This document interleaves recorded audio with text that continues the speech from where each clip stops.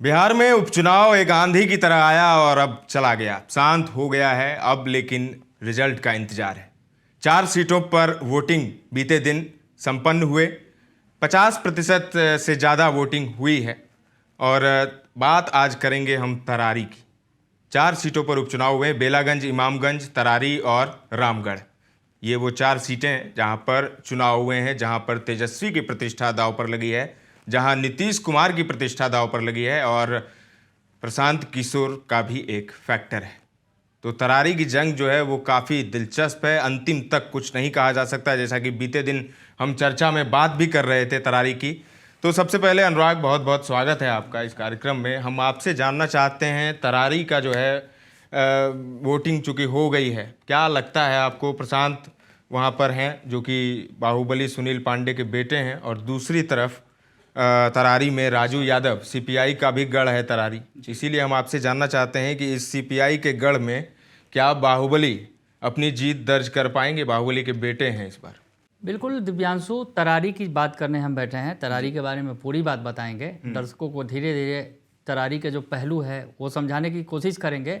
क्योंकि जिस तरह से तरारी में अब बेकरारी बढ़ गई है, बेकरारी बढ़ने तय है, स्वाभाविक है, क्योंकि वोट डाल दिए गए, वोट डाल दिए। हाँ, तरारी से बेकरारी बढ़ाएगी। तरारी से खबर भी आई थी कल, कुछ हिंसा भी हुई थी, जो खबरें आई थी कि वोट के दौरान जो है प्रभावित करने का कोशिश किया गया। ये आरोप भी लगा बीजेपी कैंडिडेट के ऊपर, जो विशाल प्रशांत, जो सुनील पांडे, जो बाहुबली के तौर पर जाने जाते हैं। जी, काफ़ी फजीहत भी हुई थी बीजेपी की जब सुनील पांडे शामिल हो रहे थे और खबरें चली थी, हर एक डिजिटल से लेके नेशनल तक और इलेक्ट्रॉनिक मीडिया तक, हर जगह ये खबर प्रमुखता से चली थी कि बाहुबली सुनील पांडे बीजेपी ज्वाइन कर रहे हैं। तो एक तरह से आपको नहीं लगता? अब आपको थोड़ा सा जात हम बता देते हैं। विशाल प्रशांत भूमिहार जाति से आते हैं, सुनील पांडे भूमिहार जाति से आते हैं, बाहुबली हैं। और आरजेडी ने राजू यादव को खड़ा किया है। राजू यादव कैडर के नेता हैं। सीपीआई माले का अगर कोई नेता होता है तो वो नेता होता है, असल में नेता होता है, जमीनी तौर पर जमीन पकड़ होती है उसकी। जैसा माले का गढ़ भी रहा, माले का गढ़ है, और पकड़ हमने देख ली है 2000 अभी जो लोकसभा के चुनाव हुए उसमें हमने पकड़ देखी है किस तरीके से सुदामा प्रसाद ने दिग्गज आरके सिंह को हरा दिया आरा में अप्रत्याशित रिजल्ट था। आरके सिंह के बारे में कहा जा रहा था कि जिस तरह से उन्होंने काम किया है केंद्र में, तो उनको हराना मुश्किल है। और वो जो सीट मानी जा रही थी, आरा की सबसे सेफ सीट मानी जा रही थी, पर वहां पर माले ने जो कमाल किया, सुदामा प्रसाद जो तरारी कहीं से विधायक थे, तो उसके बाद ये सीट खाली हुई थी। तो खैर, सुदामा प्रसाद ने जो कमाल किया, इसी तरह हमने काराकाट में भी देखा किस तरीके से माले ने कमाल किया। बिल्कुल। तो माले को जो मौका मिला, अब जब माले की चर्चा हो रही है तो थोड़ा सा ही हम बता दें कि जो तरारी विधानसभा सीट जो है, यहाँ से 2 बार विधायक रहे हैं सुदामा प्रसाद, जो सांसद बन गए हैं, और उनकी खाली होने से 2024 में आरा से सांसद बने, और उसके बाद अब इस पर जो उपचुनाव हुआ, तो उपचुनाव के रिजल्ट का भी इंतजार करना होगा। लेकिन आपको बताएं कि जिस तरह से हम बात कर रहे हैं कि जो तरारी है, जो पहले कभी पीरो विधानसभा सीट के तौर पर जानी जाती थी, सुनील पांडे का दबदबा, बिल्कुल, जब सुनील पांडे वहाँ से विधायक हुआ करते थे और पीरो के नाम से जाना जाता था, और पीरो जब परिसीमन हुआ तो उसमें तरारी नाम पड़ा, तो तरारी आया। और तरारी जो है माले के लिए, अगर कहा जाए, माले के लिए गढ़ बन गया। ये माले का जो गढ़ है, अब आपको बताएं कि माले ने तरारी से राजू यादव को प्रत्याशी बनाया है। अब आप, जैसा कि दिव्यांशु बता रहे थे, कि एक जो माले का अपना एक कैडर होता है, माले का अपना जमीनी पकड़ होती है, मतलब जो लेफ्ट होते हैं उसके जो नेता होते हैं, आप उनको, इन नेताओं की भीड़ से आप अलग पाएंगे,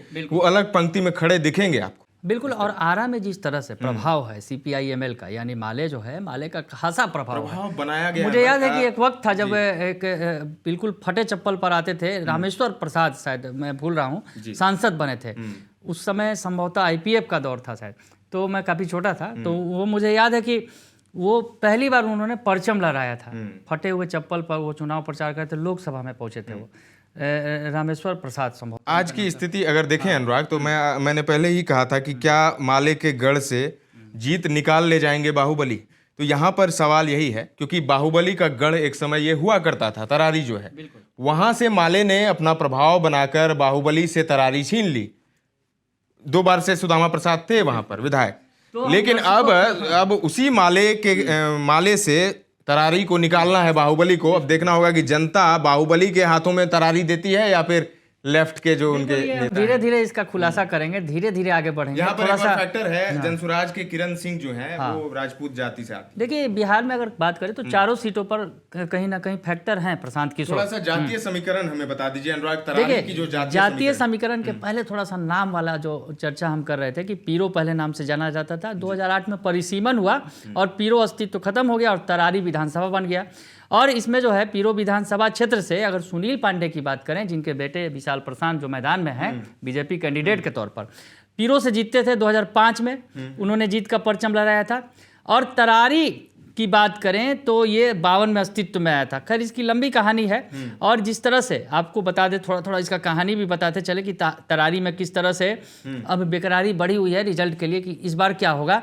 लेकिन थोड़ा पीछे का रिजल्ट बता दें कि भाकपा माले जो पहले आईपीएफ के बैनर के तले चुनाव लड़ती रही थी, 1995 में जनता दल प्रत्याशी कांति सिंह विजयी बनी थी और उसके पहले इंडियन पीपुल्स फ्रंट जो आईपीएफ जो है 1990 में इसने परचम लहराया था, जो माले जो उस पर आईपीएफ के तरफ हाँ, तो वो 90 के दौर में भी यहाँ परचम लहराया गया था जब पीरो विधानसभा था। उसके बाद ये जो मामला आया 1995 में जनता दल प्रत्याशी कांति सिंह यानी जो लालू यादव के दल की थी जनता, बाद में आरजेडी में आ गई थी कांति सिंह, तो वो जीती थी यहाँ पर 1995 में। 2000 में समता पार्टी उम्मीदवार नरेंद्र कुमार पांडे उर्फ सुनील पांडे, जिनके बेटे अभी चुनाव लड़ रहे हैं, वो बने थे विधायक। 2005 फरवरी और 2005 अक्टूबर में जेडीयू के टिकट से वो फिर चुनाव लड़े और निर्वाचित हुए। 2010 में तरारी सीट पर हुए चुनाव में उन्होंने वापस जेडीयू का परचम लहराया। यानी आप समझ सकते हैं सुनील पांडे, जो नरेंद्र कुमार पांडे और सुनील पांडे जिनके बेटे विशाल प्रशांत बीजेपी कैंडिडेट हैं, चुनाव लड़ रहे हैं। 2015 में 2015 की अब बात करें, 2015 से यहाँ सीन बदला। सुनील पांडे का जो गढ़ था पीरो, वही मैं कह जब तरारी, वो भी थोड़ा सा बता दूं आपको, जातीय समीकरण हमें बिल्कुल जातीय समीकरण पे भी हम आएंगे। तो 2015 में सुदामा प्रसाद ने यहाँ से जीता, जेडीयू से यह सीट छीन ली। उसके बाद ये आपको बता दें कि थोड़ा सा दिलचस्प ये आंकड़े हैं, देना जरूरी है। वो बाद में अभी वर्तमान में क्या होगा और भविष्य भी, क्योंकि रिजल्ट तो भविष्य में है, वर्तमान क्या है और इसका पूर्व क्या था, यानी भूतकाल जो है वो क्या था यहाँ सीट का, वो थोड़ा हम आपको बता देना चाहते हैं। तो सुदामा प्रसाद ने जेडीयू से ये छीनी 2015 में ये सीट। उसके अलावा आपको बताएं कि वो जो मुकाबला हुआ था 2015 का, काफी नजदीकी मुकाबला था, महज 272 वोटों से सुदामा प्रसाद जीते थे। ये एक खास बात जरूर है तरारी की, दर्शकों को हम बता दें कि यहाँ जब भी फाइट होता है तो बड़ा टसल का होता है। और इस बार भी जो हुआ है मुकाबला तो काफी दिलचस्प है। तो अब आपको बता दें कि जो 272 महज वोटों से जीता था, उसके बाद गीता पांडे जी थे लोजपा प्रत्याशी, उनको हराया था। लेकिन 2020 में भाकपा माले उम्मीदवार सुदामा प्रसाद फिर बने और उन्होंने निर्दलीय सुनील पांडे को, यानी सुनील पांडे जो उनका बीजेपी से मोह भंग हो गया था उस वक्त और निर्दलीय मैदान में उतरे थे, उनके बीच मुकाबला हुआ और उनको हराया था। तो और बीजेपी के कैंडिडेट नंबर 3 पर थे। सुनील पांडे को यह एहसास हो गया कि मैं निर्दलीय नहीं जीत पाऊंगा, तो बीजेपी से 2020 में वो निर्दलीय चुनाव लड़े थे और बीजेपी यहाँ पर नंबर 3 पर रही थी। तो ये आंकड़ा पुराना हो गया, ये पुराना आंकड़ा है। नया सवाल ये है कि जातिवाद काफी हावी है तरारी में भी। राजपूत जाति से किरण सिंह आती हैं जो कि विशाल प्रशांत का ही एक तरीके से वोट काटेंगी। भूमिहार जाति से आते हैं विशाल प्रशांत। और ब्रह्मेश्वर मुखिया हत्याकांड में सुनील पांडे आरोपी थे, सजा भी उन्हें हुई थी। तो इस चलते कुछ भूमिहार जो हैं वो नाराज हैं, ये कहा जा रहा है विशाल प्रशांत से कुछ छिटकेंगे जरूर। अब बात है राजू यादव की, तो यादव जाति तो पहले हम लोग जातिगत समीकरण की वो बात कर रहे थे कि क्या है तरारी विधानसभा का जातिगत आंकड़ा क्या है। तो सबसे ज्यादा यहाँ भूमिहार जाति है के लोग हैं, जिससे आते हैं सुनील पांडे, उनके जो बेटे हैं विशाल प्रशांत जो बीजेपी कैंडिडेट है, वो उस जाति का प्रभुत्व सबसे ज्यादा है, यानी सबसे ज्यादा संख्या है यहाँ पर। उसके अलावा दलित, महादलित, राजपूत, ब्राह्मण और यादव समाज का भी एक बड़ा वोट बैंक है यहाँ पर। तो सबसे पहले तो भूमिहार है यहाँ पर, वो मायने रखता है वो पर। जी बिल्कुल, एक तरीके से माना जाए, अगर कागजों पर देखा जाए तो एक तरीके से बीजेपी की वो एकदम खास सीट है, अपनी सीट है, वो कोई नहीं हार सकता। क्योंकि अगर अगड़ी जातियों की बात करें, सवर्ण जातियों की बात करें तो वहां पर संख्या अच्छी खासी। एक और आप देखिए अनुराग, इसमें मैं यही कह रहा हूं कि आश्चर्य की बात यह है कि वहां पर माले जीतता है, माले का गढ़ भी है। आपको बताएं कि यहाँ पर वैश्य समाज जो है वो महत्वपूर्ण भूमिका निभाता रहा है। सुदामा प्रसाद वैश्य समाज से ही आते हैं और वैश्य समाज अगर जिस दल मतलब जिस दल के साथ हो गया वो जीत उसके साथ, ये यहाँ पर फैक्टर रहा है बड़ा। सुदामा प्रसाद 2 बार से जीतते रहे हैं। पहली बार तो महज 272 वोट से जीत हासिल की, लेकिन उसके बाद से माले का जो है यहाँ पर वर्चस्व बढ़ता चला गया। सुदामा प्रसाद ने फिर यानी मैं समझ गया कि विशाल प्रशांत को अगर एक तरफ सारे सवर्ण वोट करते हैं, राजू यादव को सारे यादव और मुसलमान वोट करते हैं, तो बच गए वैश्य जिन्हें वोट कर देंगे वो जीत जाएंगे। ये जो है वैश्य का अगर समाज का जो है, अब सुदामा प्रसाद बड़ा फैक्टर है। सुदामा प्रसाद जीतते रहे, कहीं ना कहीं वैश्य उनके साथ खड़े थे, लेकिन इस बार कैंडिडेट दूसरे हैं, राजू यादव। इनका भी काफी कद्दावर एक बड़े नेता के तौर पर हैं, लोकसभा चुनाव भी लड़ चुके हैं ये। तो राजू, या जैसा कि आपने कहा कि कैडर उनका अपना वोट रहा है और उनके जो कैंडिडेट भी रहे हैं वो बिल्कुल जुड़े हुए हैं जमीन से। तो राजू यादव, यानी अगर तरारी की बात करें तो जिस तरह से बीजेपी के अंदर बेकरारी है, बीजेपी के अंदर बेकरारी है कि तरारी हमको जीतना है। इसीलिए आपने देखा कि आखिरी वक्त में सुनील पांडे साथ में आए, जो बीजेपी का साथ छोड़ के पहले चले गए थे। जेडीयू से लंबे समय तक रहे साथ में सुनील पांडे, एलजेपी के साथ भी रहे। तो ऐसे में सुनील पांडे शामिल हुए, वो तस्वीर निकल कर सामने आई। सुनील पांडे के बेटे को मैदान में उतारा गया और बीजेपी ने यहाँ पूरा जोर लगाया, दमखम पूरा लगाया। तो बीजेपी की तरफ से तमाम कोशिशें की गई हैं, यानी चुनाव के पहले बीजेपी ने पूरी अपनी ताकत झोंकी अगर कहे तो तरारी में, और पूरा जोर लगाया। लेकिन जैसा कि यहाँ पर बात हो रही है कि एक कैंडिडेट जनसुराज के भी आए थे पहले, संभवतः एसके सिंह उनका नाम था क्या, तो उनके जगह फिर किरण सिंह, कैंडिडेट 2 बदले गए थे जनसुराज के बीच जब कैंडिडेट। जो मुझे लग रहा है अनुराग कि नुकसान होता दिख रहा है विशाल प्रशांत का ही, क्योंकि एक ब्रह्मेश्वर मुखिया वाला मामला है जहां भूमियार छिटकेंगे। किरण सिंह है राजपूत, तो कुछ राजपूत तो जरूर ले जाएंगे। तो और जो बात है वैश्य की, तो अब वैसे ही तय करेंगे कि किस तरीके से तरारी का किंग कौन होता है। अब बात अगर करें विशाल प्रशांत की, तो विशाल प्रशांत अनुभवी उतने नहीं है राजू यादव की तरह राजनीतिक रूप से, लेकिन बीजेपी का जो अपना मैनेजमेंट होता है, जहाँ मैनेजमेंट की बात आती है, तो ये चीज़ हमने देखी है, रिपोर्टरों से भी बात हुई है, तो उन्होंने इस बात को कहा है कि जिस तरीके का बीजेपी का मैनेजमेंट होता है बूथ लेवल तक, वो बड़ा शानदार रहता है। क्योंकि बीजेपी एक कॉरपोरेट की तरह काम करती है, एक कंपनी की तरह बीजेपी चल रही है, जहां उनके नेता जो हैं वो एम्प्लॉय हैं। इस तरीके से काम होता है वहां पर। लेकिन अमूमन आरजेडी में तो बहुत खराब व्यवस्था है, मैनेजमेंट नाम का कोई चीज़ नहीं है यहाँ पर, रिपोर्टरों ने जो हमें बताया। तो ऐसे में देखा जाएगा कि राजू यादव इन सब तमाम परेशानियों के बावजूद, बिना मैनेजमेंट के और बिना उतनी ताकत के, तरारी में सबसे कम वोटिंग हुई दिव्यांशु। ये एक वोटिंग भी एक मायने रखता है कि कौन से वोटर निकले, कौन किन्होंने जाके वोट किया और कितनी वोटिंग हुई। तो 50% वोटिंग हुई, 50.10%, यानी 50 उत्साहित नहीं दिखे मतदाता। अब इसमें सबसे बड़ी बात है कि जो अंदर की जो बातें आई कि निकल कर किनके मतदाता बाहर निकले। भूमियार समाज की जैसे हमने बात की कि भूमियार समाज कहीं ना कहीं जो सुनील पांडे से नाराज़गी थी उनकी, और इसके अलावा किरण सिंह जो उतरी हैं जनसुराज से, राजपूत समाज से आती हैं। राजपूत तबका भी यहाँ पर काफ़ी एक मजबूत है, मतलब यहाँ पर राजपूत समाज के भी लोग बड़ी संख्या है। यानी अगर कहा जाए कि जैसे अगड़ों की जो है यहाँ संख्या अच्छी खासी है, और वैश्य समाज जो बीजेपी का कोर वोटर ही अगर कहा जाए कि बीजेपी कोर वोटर माना जाए, तो फिर निश्चित तौर पर तो कोर वोटर के तौर पर, यानी बीजेपी के पक्ष में आंकड़े जरूर उधर बिगड़ रहे हैं, तो इधर कहीं ना कहीं वैश्य जो है अगर समाज उनके साथ खड़ा हुआ तो बदल सकता है। तो ये बातें चर्चा थी, तो वोटिंग हुई। और उसके अलावा अगर आप कहें तो दूसरी तरफ राजू यादव हैं, लेकिन उनके पीछे खड़े हैं सुदामा प्रसाद, वैश्य समाज से आते हैं और 2 बार से जीत रहे थे।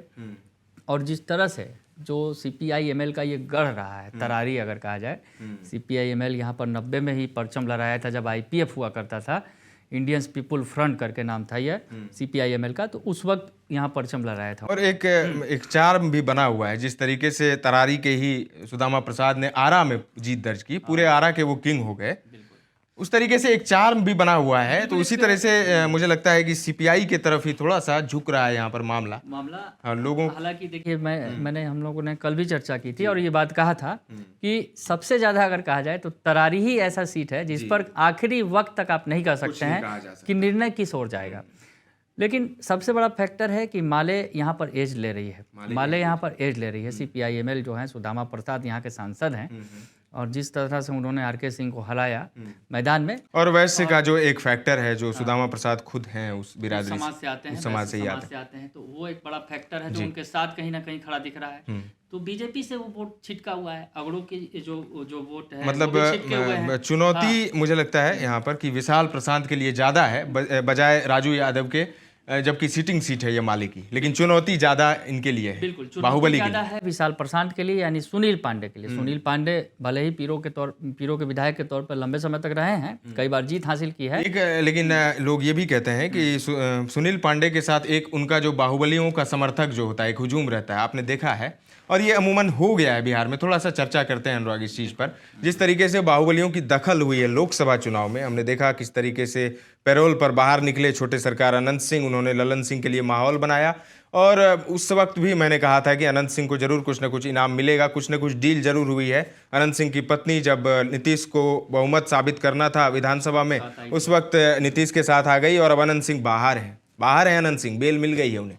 दूसरी तरफ आप ये भी और देखिए आरजेडी की भी बात कर लें, कोई भी दल हो, बाहुबल में भी अब वापस तो मैं जनता के मूड पर आ रहा था। अभी साहबुद्दीन आए हैं, तो उधर आनंद मोहन भी हैं, तो बहुत सारे हैं, पप्पू यादव निर्दलीय जीत चुके हैं। तो जनता जो है बिहार की, एक तरीके से उनके लिए एक ट्रेंड बन गया है कि हम अपने जात के बाहुबली को लेकर, एक फैंटेसी हो गई है कि मेरा जात का है वो, जैसे भूमियार गर्व करते हैं कि अनंत सिंह मेरे जात के हैं, तो उसी तरीके से एक जिताने की परंपरा सी चल गई है। हालांकि मुन्ना शुक्ला तो हार गए, लेकिन समर्थक मुन्ना शुक्ला के भी हमने काफ़ी देखे थे जब वो कोर्ट में सरेंडर करने पहुंचे थे, और कोर्ट में सरेंडर करने से पहले उन्होंने खूब माहौल भी बनाया था विधानसभा चुनाव को लेकर तेजस्वी यादव के समर्थन में। तो बाहुबलियों को जिताने की जो एक परंपरा है, तो क्या वो तरारी की जनता पे अब डिपेंड करता है। हालांकि किस्मतें तो सारी बंद हो गई है, अब खुलेगी किस्मत, किसकी किस्मत खुलेगी जी। जनता ने वोट कर दिया है, तो जनता ने किसको वोट किया है आखिर? क्या उन्हें बाहुबलियों को जिताना है? बाहुबलियों की पकड़ फिर से जो है छिन गई थी तरारी से, वो फिर से बाहुबली के पास आ जाएगा, या फिर सीपीआई माले अपना जो है वो रुतबा बरकरार रखे? तौर पर दिव्यांशु यही समझना होगा, जो हमने जो इतनी चर्चा की और जिस तरह से एक नतीजे पर हम पहुंचे, तो मुकाबला इन चारों सीटों में, यानी अगर रामगढ़ की बात करें, या फिर इमामगंज हो, बेलागंज हो, या फिर तरारी हो, ये जो 4 विधानसभा उपचुनाव हुए हैं, यहाँ पर सबसे अप्रत्याशित होने वाला है तरारी में। तरारी का होता रहा है, इतिहास रहा है, बिल्कुल यहाँ नज़दीकी मुकाबला भी रहा है। महज 272 वोट से सुदामा प्रसाद पहली बार जीते थे, उसके बाद दूसरी बार उन्होंने सुनील पांडे को हराया था, तो अब एक बार उनके सुनील पांडे के बेटे हैं, तो मुकाबला इस बार भी बड़ा ही दिलचस्प है। और अगर यूँ कहें कि यहाँ पर एक तरफ विशाल प्रशांत हैं, सुनील पांडे के बेटे हैं, तो दूसरी तरफ राजू यादव हैं सीपीआई एमएल के, महागठबंधन के, और एनडीए उम्मीदवार। मामला तो इन्हीं दोनों के बीच है, लड़ाई तो इन्हीं दोनों के बीच है, लेकिन मामले को त्रिकोणीय जरूर बनाया है जनसुराज ने। लेकिन अब आखिरी बाजी किसके हाथ लगेगी ये तो हम नहीं स्पष्ट तौर पर कह रहे हैं, लेकिन यहाँ पर तरारी पर अगर कहा जाए तो सीपीआई एमएल को एक एज मिल रहा है, और यूँ कहें कि अगर आखिरी वक्त में मामला नज़दीकी रहा तो सीपीआई एमएल के कैंडिडेट राजू यादव बाजी मारते नजर आएंगे। तो सीपीआई एमएल के कैंडिडेट राजू यादव बाजी मारते हुए नजर आएंगे, एज उन्हें मिल रहा है। अब देखना होगा कि नतीजों में क्या आता है, जब किस्मत खुलेगी, जब ईवीएम खुलेगा, तब कौन बाजी मारता है। लंबा अभी थोड़ा इंतजार करना होगा। आप भी हमें बताएं, कमेंट कर सकते हैं आप भी, कि आपको क्या लगता है कौन तरारी की जंग जीत रहा है। तरारी में विशाल प्रशांत जो बाहुबली सुनील पांडे के बेटे हैं वो जीत रहे हैं, या फिर ये जो सीपीआई एमएल है राजू यादव अपना किला बचा लेंगे। और जनसुराज का फैक्टर कितना देखने को मिलता है, ये भी एक टेस्ट होगा जनसुराज के लिए भी, क्योंकि उन्होंने ऐलान कर दिया है कि विधानसभा भी लड़ेंगे। तो आप कमेंट करके हमें ज़रूर बताएं। ताज़ा तरीन खबरों का सिलसिला लगातार जारी है, देखते रहें दर्श न्यूज।